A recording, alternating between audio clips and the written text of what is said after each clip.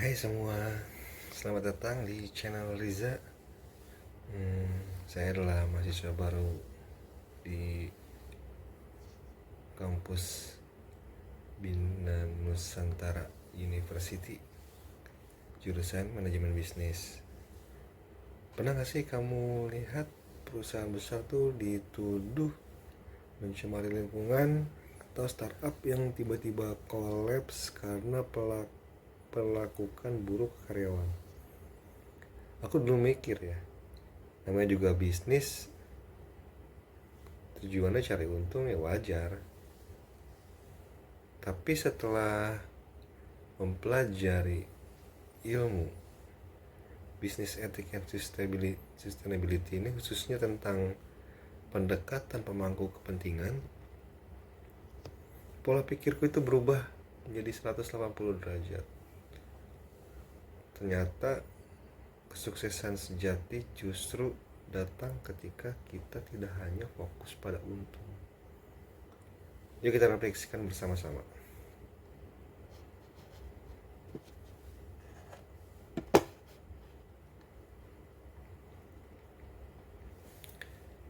Pertama, kita perlu pahami dulu aktor utama itu ada dua, bisnis dan masyarakat.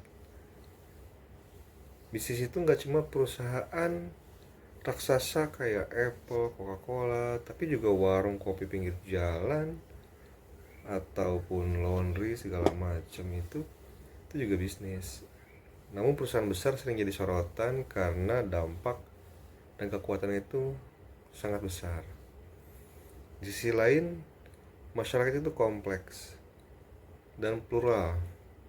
Artinya kekuasaan tuh nggak terpusat di satu tempat, tapi tersebar di banyak kelompok. Seperti LSM, asosiasi pengusaha, komunitas, media. Mereka semua ini saling ngawasin. Inilah yang membuat hubungan bisnis dan masyarakat tuh jadi dinamis dan seringkali penuh kritik.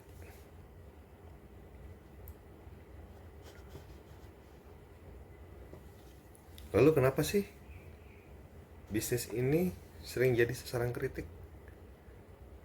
Kita akan coba jabarkan beberapa faktor sosial yang menciptakan iklim tersebut. Masyarakat yang lebih makmur dan terdidik, orang yang hidupnya lebih sejahtera dan pendidikan lebih baik, punya ekspektasi itu yang lebih tinggi.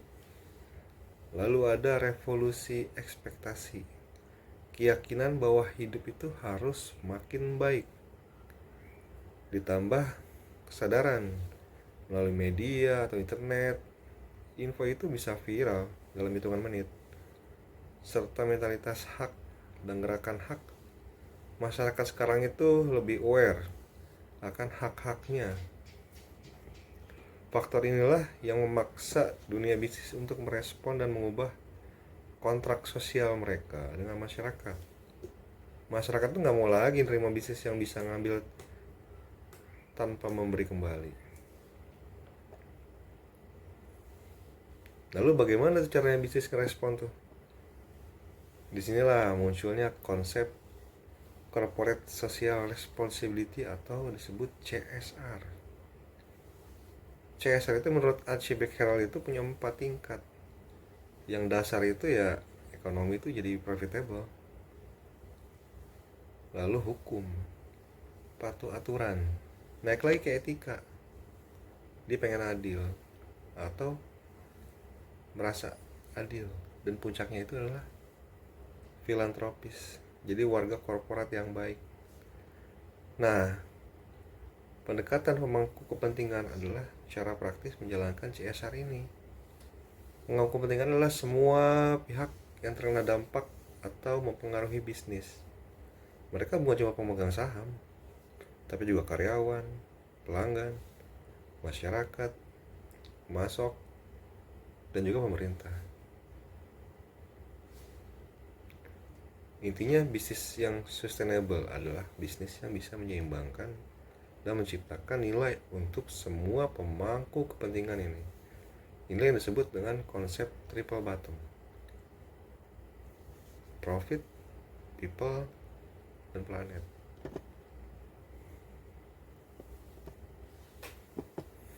Kita ambil contoh sampel itu adalah waktu itu pas COVID itu Nestle Indonesia mendonasikan 11.000 kilogram produk untuk pemulung selama pandemi.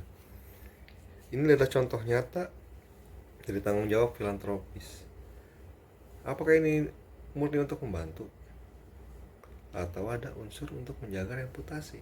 Mungkin keduanya bisa jadi. Dan itu gak masalah. Karena dalam pendekatan pangku kepentingan, membantu masyarakat yang rentan adalah bagian dari kontrak sosial baru dari sebuah perusahaan.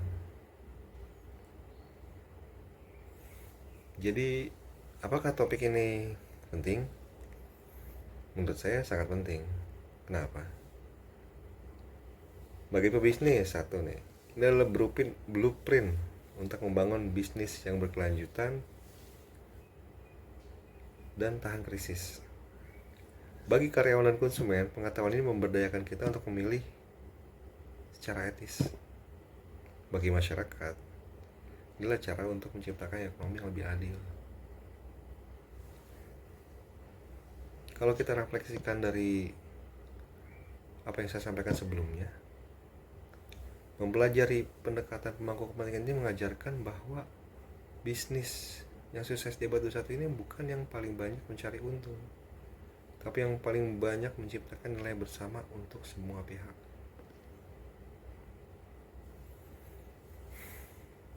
Gimana pendapat kamu? Setuju nggak? Ada contoh lain? Share di kolom komentar. Jika video ini bermanfaat, bantu channel ini dengan klik like, subscribe, dan nyalakan bell notification-nya. Sampai jumpa di video berikutnya. Assalamualaikum.